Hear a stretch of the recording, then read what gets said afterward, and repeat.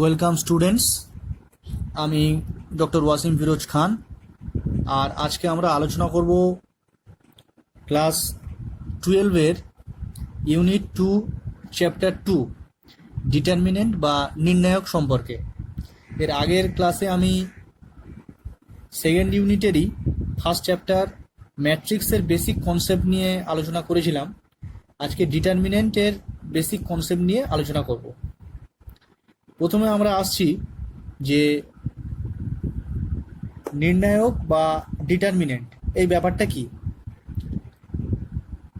সংজ্ঞা হিসেবে বলা যেতে পারে যে কোনো বর্গ ম্যাট্রিক্স বা স্কোয়ার ম্যাট্রিক্সের সাথে যদি একটি রাশি বা একটি সংখ্যা সম্বন্ধযুক্ত থাকে তাহলে ওই রাশি বা ওই সংখ্যাকে একটি নির্ণায়ক বা ডিটারমিনেন্ট বলে।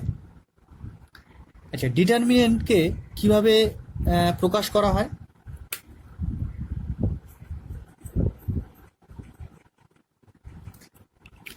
একটি বর্গ ম্যাট্রিক্স যদি এ হয়,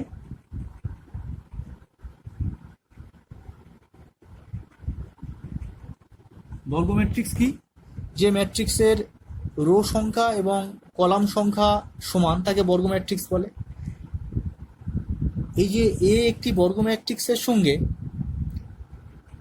যদি একটি ডিটারমিনেন্ট বা নির্ণায়ক সম্পর্কযুক্ত থাকে তাহলে সেই ডিটারমিনেন্ট বা নির্ণায়ককে এইভাবে প্রকাশ করা হয়। আচ্ছা, নির্ণায়ক কেমন দেখতে হয় এর একটা উদাহরণ দেয়া যাক।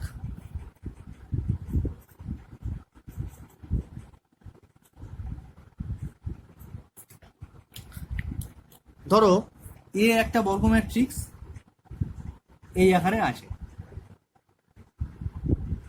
তাহলে এই এ বর্গ ম্যাট্রিক্সের সঙ্গে সম্পর্কযুক্ত ডিটারমিনেন্ট কেমন হবে?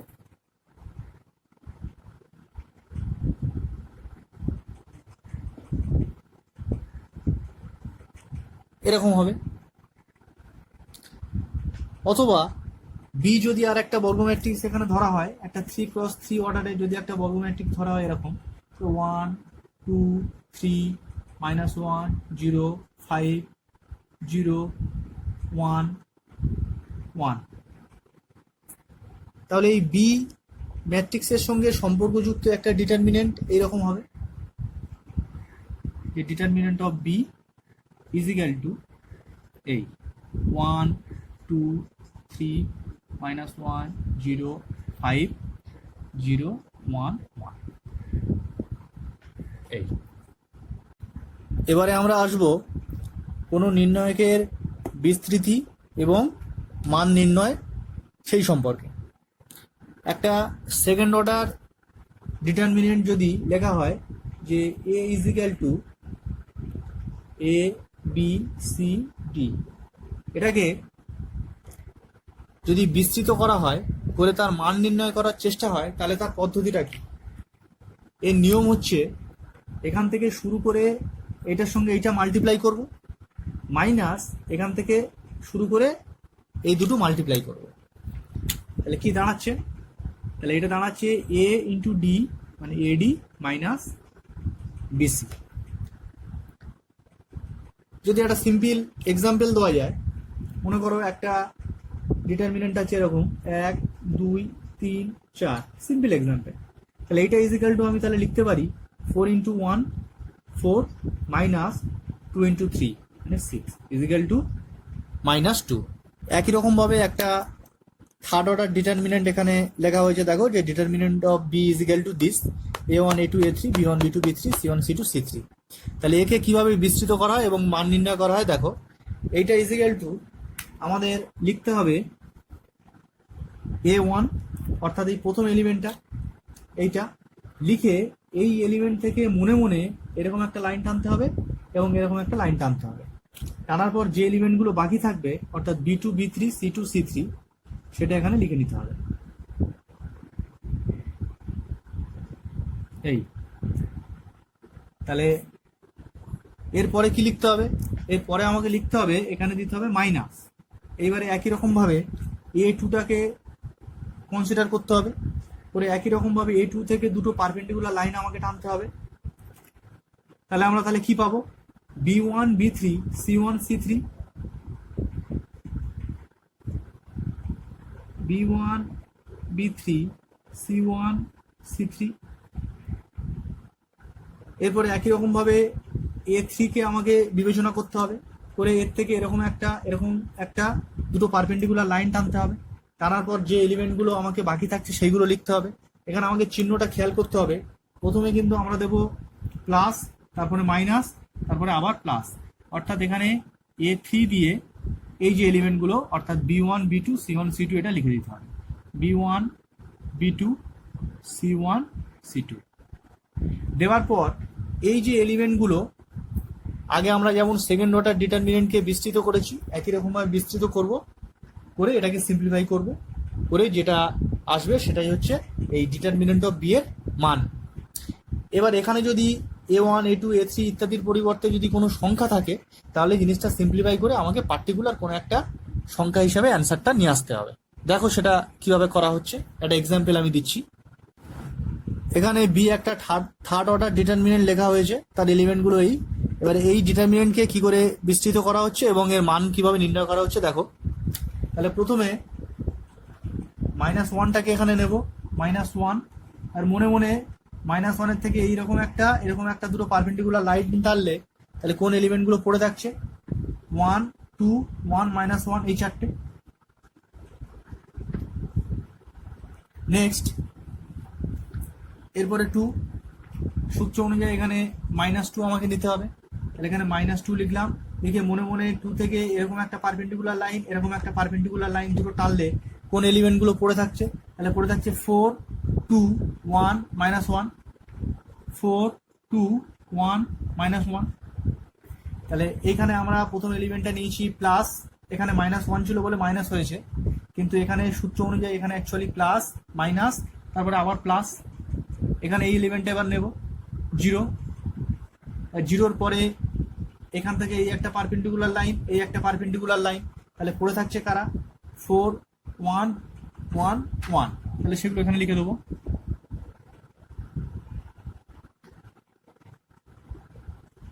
-1 যেমন ছিল তেমন লিখলাম, লিখে নিয়ে যেভাবে সেকেন্ড অর্ডার ডিটারমিনেন্ট বিস্তৃত করে সেভাবে বিস্তৃত করব। তাহলে আমরা কি পাবো, 1 × -1 মানে -1, -2 × 1 মানে 2। একই রকমভাবে -2 যেমন ছিল এটার সঙ্গে এটা গুণ করলে -4 -2 প্লাস 0 × সামথিং মানে এখানে 0 হয়ে যাবে, ওই জন্য থার্ড পার্টটা আর আমার করা দরকার নেই। তাহলে এবার এই পুরো ব্যাপারটাকে যদি আমি সিম্পলিফাই করি তাহলে কি পাচ্ছি, পুরো ব্যাপারটা যদি সিম্পলিফাই করি তাহলে আমরা পাচ্ছি -3 মানে এখানে হয়ে যাচ্ছে +3, আর এই পোর্শনটা যদি আমি সিম্পলিফাই করি তাহলে আমি এখানে পাচ্ছি +12। তাহলে ফাইনালি এটা ইজিক্যাল টু পাচ্ছি 15। এটা হচ্ছে এই ডিটারমিনেন্ট বি এর মান। এবারে আমরা আসবো নির্ণায়কের মধ্যে যে সমস্ত পদ থাকে এদের মাইনর নির্ণয়। এটা ব্যাপারটা কেমন দেখো, এইখানে ডিটারমিনেন্টে একটা থার্ড অর্ডারের ডিটারমিনেন্ট এখানে করা হয়েছে, অর্থাৎ এর 9টা এলিমেন্ট আছে। তাহলে এর মধ্যে যে 9টা এলিমেন্টের মাইনর কেমনভাবে নির্ণয় করতে হবে সেটা আলোচনা করা হবে। দেখো ধরা যাক এই যে A1, তাহলে A1 পদটার মাইনর কেমন হবে, A1 অর্থাৎ এই পদের এর মাইনর কেমন হবে, এটা আর কিছুই না, যে পদের মাইনর নির্ণয় করতে হয় সেখান থেকে দুটো পারপেন্ডিকুলার লাইন টানতে হয় মনে মনে, অর্থাৎ এ থেকে যদি দুটো পারপেন্ডিকুলার লাইন এভাবে টেনে দিই তাহলে কারা পড়ে থাকছে, এই যে B2 B3 C2 C3, অর্থাৎ B2 B3 C2 C3। এবার এটাকে যদি আমি কোনাকুনি গুণ করে সিম্পলিফাই করি তাহলে একটা সংখ্যা চলে আসবে, যদি এগুলো সংখ্যা থাকতো তাহলে সেটাই হচ্ছে A1 এর মাইনর। একই রকমভাবে ধরা যাক B2 এই পদের আমাকে মাইনর নির্ণয় করতে বললো, তাহলে সেটা কেমন হবে,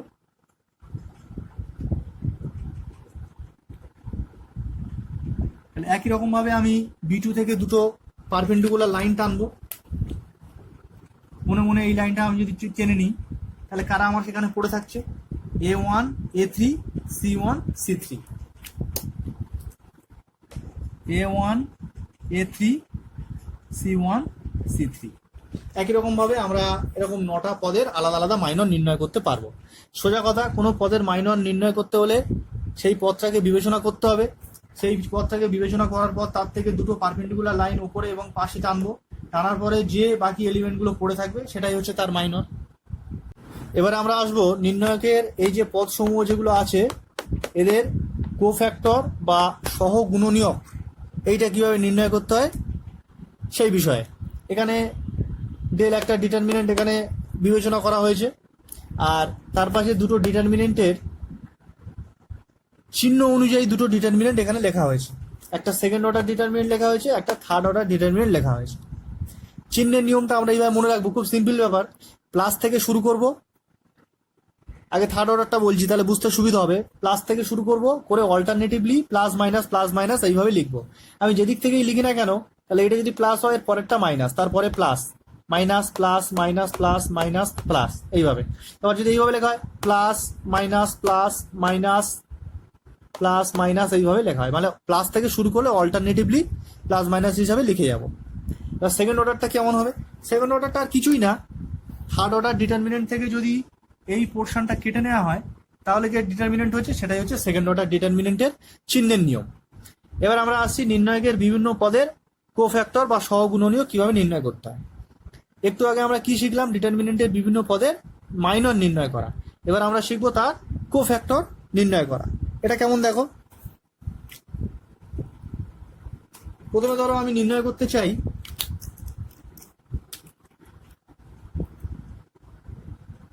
A1, এই পদের কোফ্যাক্টর নির্ণয় করতে চাই। তাহলে কোফ্যাক্টর নির্ণয় করার আগে আমাকে A1 এর আগে মাইনর নির্ণয় করে নিতে হবে। তাহলে কেমন হবে? A1 এর যদি কোফ্যাক্টর নির্ণয় করতে চাই,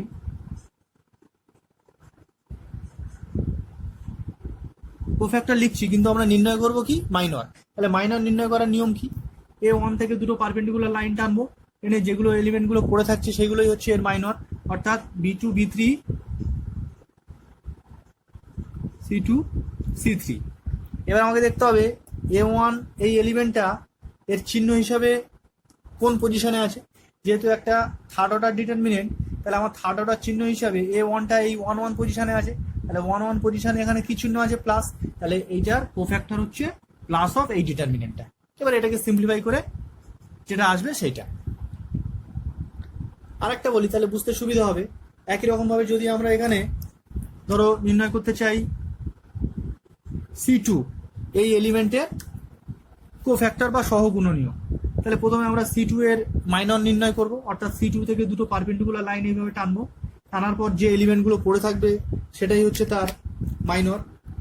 তাহলে আমরা এইভাবে লিখছি যে C2 এর কোফ্যাক্টর ইজিক্যাল টু, চিহ্নটা আমি পরে লিখবো, আগে এর মাইনরটা লিখে নেবো। তাহলে C2টা এই পজিশনে যদি থাকে, দুটো পারপেন্ডিকুলার লাইন টেনে নিয়েছি, তাহলে পড়ে থাকছে কারা? A1 A3 আর এখানে B1 B3। এই এবার আমাকে দেখতে হবে C2 এই এলিমেন্টটার চিহ্ন হিসাবে কোন পজিশনে আছে। তাহলে থার্ড অর্ডার ডিটারমিনেন্টের C2 এই পজিশনটা হচ্ছে এই পজিশন, অর্থাৎ এখানে মাইনাস। তাহলে এই মাইনাস অফ এই ডিটারমিনেন্ট এটাই হচ্ছে C2 এর কোফ্যাক্টর বা সহগুণনীয়। এইভাবে আমরা 9টা এলিমেন্টের জন্য আলাদা আলাদাভাবে কোফ্যাক্টর বা সহগুণনীয় নির্ণয় করতে পারবো। এখানে কোফ্যাক্টর বা সহগুণনীয়ক দিয়ে একটা সিম্পল প্রবলেম বলা হয়েছে। দেখো, একটা ডিটারমিনেন্ট বলে দিয়েছে delta is equal to this, এর অন্তর্গত 5 ও 6 এর সহগুণনীয়ক নির্ণয় করতে বলেছে। এখানে যেহেতু একটাই 5 এবং একটাই 6 আছে, ওই জন্য আলাদা করে পজিশন বলে দেয়নি। এখানে যদি আমার একাধিক 5 বা একাধিক 6 থাকতো, তাহলে কোন পজিশনের 5 বা কোন পজিশনের 6 সেটা আমাকে বলে দেওয়া থাকতো। যাই হোক, তাহলে প্রথমে আমরা 5-এর সহগুণনীয়ক বা কোফ্যাক্টর বের করে দেখাবো। তাহলে আমার 5টা কোথায় আছে? 5টা আছে এই পজিশনে আছে। তাহলে সেই অনুযায়ী মনে মনে আমি এই লাইনটা টানবো। এটা কিন্তু আমরা খাতায় প্রবলেম করার সময় এইভাবে দাগ দেবো না, এটা আমি মনে মনে সুবিধার্থে এইভাবে বিবেচনা করে নেব। তাহলে আমরা লিখবো 5-এর সহগুণনীয়ক বা কোফ্যাক্টর। তাহলে চিহ্নটা পরে আসছি, তার আগে আমরা ডিটারমিনেন্টের এলিমেন্টগুলো বসিয়ে নিচ্ছি। তাহলে কত কত লিখবো? 1 3 7 9 এই। এবার আমার দেখতে হবে 5টা কোন পজিশনে আছে, 5টা এই পজিশনে আছে, তাহলে এখান থেকে যদি প্লাস শুরু করি তাহলে plus minus plus minus plus, অর্থাৎ এখানে প্লাস বসবে। এবার এটাকে যদি আমি সিম্পলিফাই করি তাহলে আমার কি আসছে, প্লাস আছে বলে প্লাসটা লিখলাম না, 9 কে 9 বিয়োগ 3 সাথে 21, অর্থাৎ 9 বিয়োগ 21 সমান সমান -12।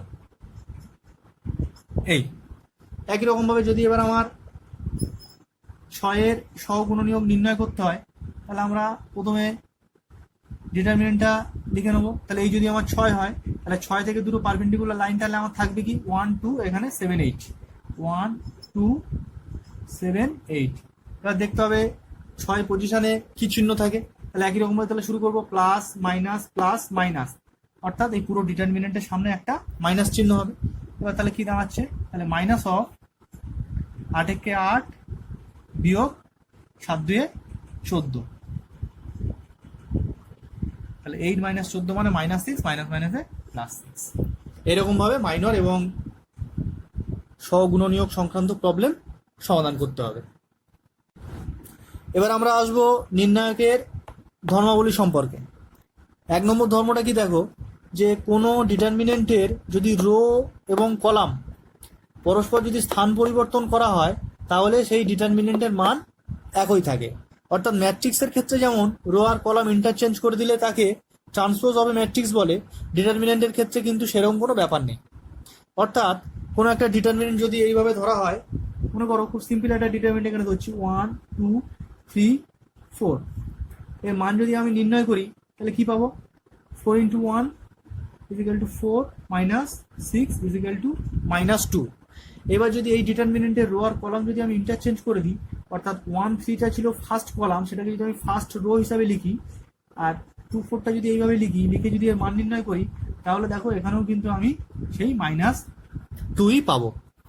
নির্ণায়কের 2 নম্বর ধর্ম দেখো, ওই যে কোনো ডিটারমিনেন্টের পরপর দুটি রো বা পরপর দুটি কলাম যদি পরস্পর স্থান বিনিময় করে তাহলে তার মান একই থাকবে কিন্তু চিহ্ন পাল্টে যাবে। এটা কেমন দেখো, ধরো একটা ডিটারমিনেন্ট এইটা, এখানে আছে A B C D E F G H I। এবারে আমি যদি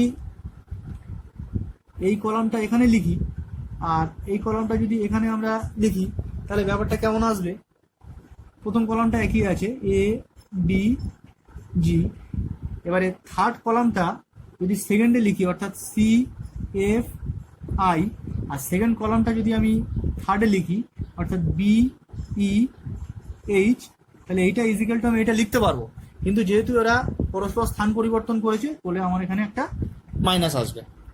তোমরা এই ডিটারমিনেন্টের এগুলো বিভিন্ন সংখ্যা ধরে মান নির্ণয় করবে, তারপর তাদের মধ্যে যে কোনো দুটো রো বা যে কোনো দুটো কলাম পরস্পর ইন্টারচেঞ্জ করে দেখবে তার মান একই আসবে উইথ এ অপোজিট সাইড, অর্থাৎ প্লাস দিয়ে যদি আগে ডিটারমিনেন্টের অ্যান্সার আসে এটা কিন্তু মাইনাস দিয়ে আসবে, এবং এর উল্টোটাও সত্য। থার্ড যে ধর্মটা আসবো সেটা হলো কোনো ডিটারমিনেন্টের যদি যে কোনো দুটো রো বা যে কোনো দুটো কলাম যদি আইডেন্টিক্যাল অর্থাৎ অভিন্ন হয় তাহলে তার মান = 0 হবে। এটা একটা এক্সাম্পল এখানে দেওয়া হয়েছে, দেখো এখানে একটা সিম্পল ডিটারমিনেন্ট কনসিডার করা হয়েছে।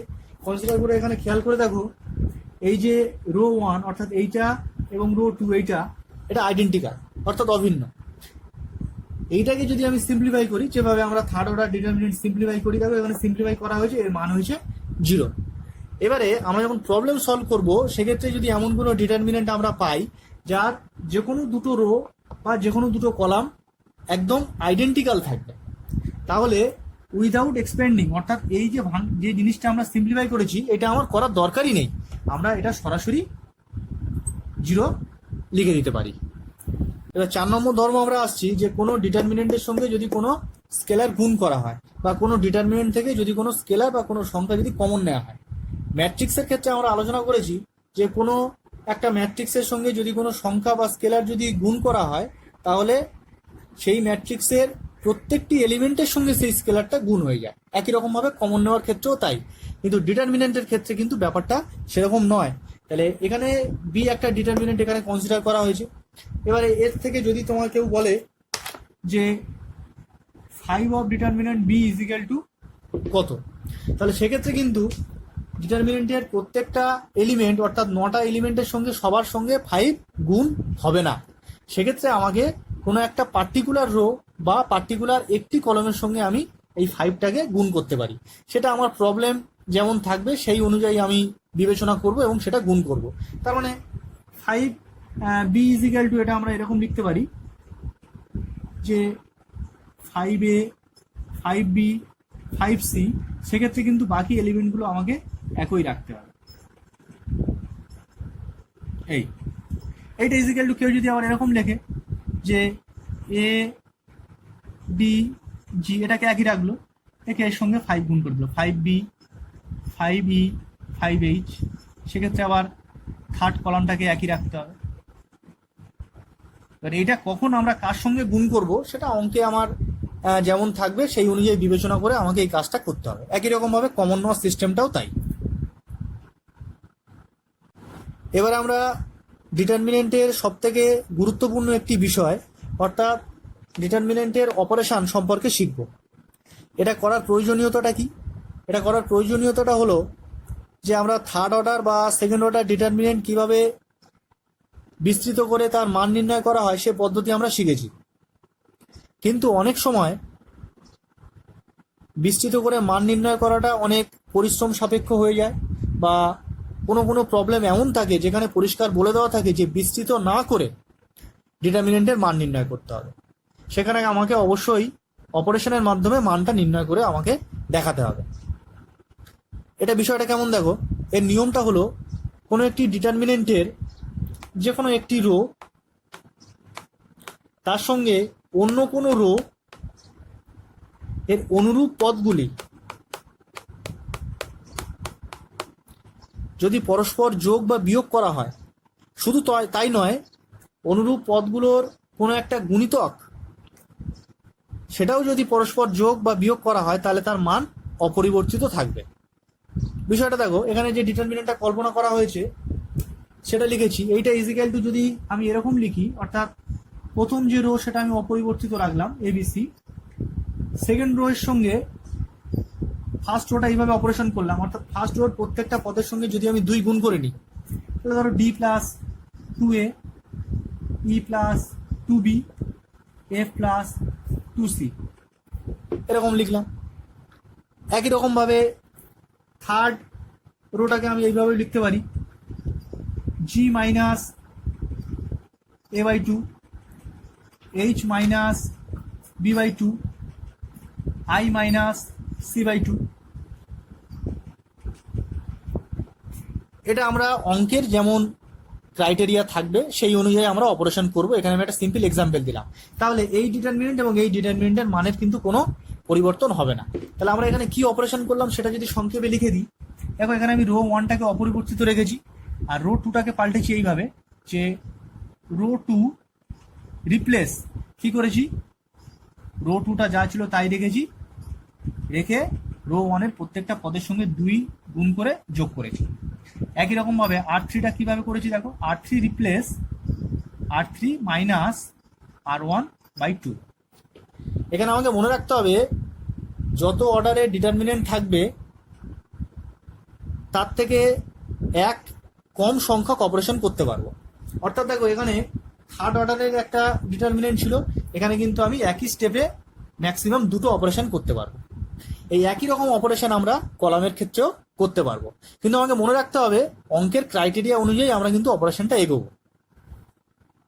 সিম্পল একটা এক্সাম্পল দিয়ে আজকের ক্লাসটা শেষ করব। দেখো এখানে একটা প্রবলেম বলেছে, একটা ডিটারমিনেন্ট বলেছে যে বিস্তৃতি না করে প্রমাণ করতে হবে দিস ইজ ইকুয়াল টু 0। এখানে আমরা আগে যে নিয়ম শিখেছি অর্থাৎ বিস্তৃত করার যে নিয়ম শিখেছি তার মাধ্যমে আমরা যদি সিম্পলিফাই করি তাহলে দেখবে 0 আসছে, কিন্তু এখানে পরিষ্কার বলে দিয়েছি যে বিস্তৃতি না করে আমাকে করতে হবে, তার মানে অপারেশন এর সাহায্যেই আমাকে এর মান নির্ণয় করতে হবে। তাহলে কেমন দেখো, এই ডিটারমিনেন্টটা প্রথমে আমরা লিখলাম, লিখে যদি আমি এই অপারেশনটা করি যে দিস ইজ ইকুয়াল টু, যদি আমি এরকম লিখতে পারি, ফার্স্ট যে রোটা যা আছে আমি তাই লিখলাম, অর্থাৎ 5 2 3 যা আছে আমি সেটা লিখে দিলাম।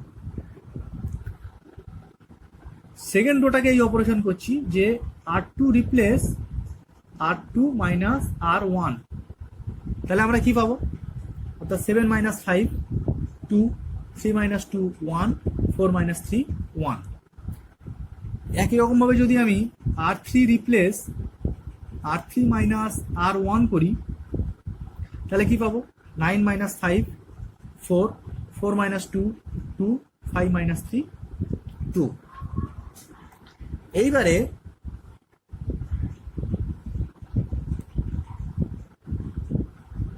প্রথম রোটা যা ছিল তাই লিখেছি, দ্বিতীয় রো আমি যা ছিল তাই লিখেছি, লিখে থার্ড রো থেকে আমি 2 কমন নিচ্ছি, তাহলে 2টা বাইরে চলে এলো, 2 1 1। আমরা শিখেছি যে নির্ণায়কের থেকে কোনো একটা স্কেলার বা সংখ্যা কমন নেওয়ার অর্থ পার্টিকুলার কোনো একটি রো বা কোনো একটি কলাম থেকে কমন নেওয়া। সেই অনুযায়ী আমরা থার্ড রো থেকে কমন নিয়েছি, সেখানে আমরা লিখে দিতে পারি যে R3 থেকে 2 কমন নিয়ে। এইটা ইজিক্যাল টু আমি দেখতে পাচ্ছি সেকেন্ড রো আর থার্ড রো এরা আইডেন্টিক্যাল, অর্থাৎ উইদাউট এক্সপ্যান্ডিং আমি বলতে পারি পুরো ডিটারমিনেন্টের মান 0, দিস ইজিক্যাল টু 0। এখানে আমরা লিখে দেবো R2 R3 অভিন্ন। তাহলে দেখো বিস্তৃতি না করে আমরা এই ডিটারমিনেন্টের মান বের করলাম, এর মান হলো 0। আজকের ক্লাস এই পর্যন্ত। এর পরের ক্লাসে আমরা ম্যাট্রিক্স এবং ডিটারমিনেন্টের দুটো গুরুত্বপূর্ণ বিষয় শিখব, সেটা হলো ক্র্যামার রুলের সাহায্যে কোনো সিস্টেম অফ ইকুয়েশন এর সমাধান এবং ম্যাট্রিক্স ইনভার্স পদ্ধতিতে কোনো সিস্টেম অফ ইকুয়েশনের সমাধান। তাহলে আজকের ক্লাস এই পর্যন্ত। Thank you.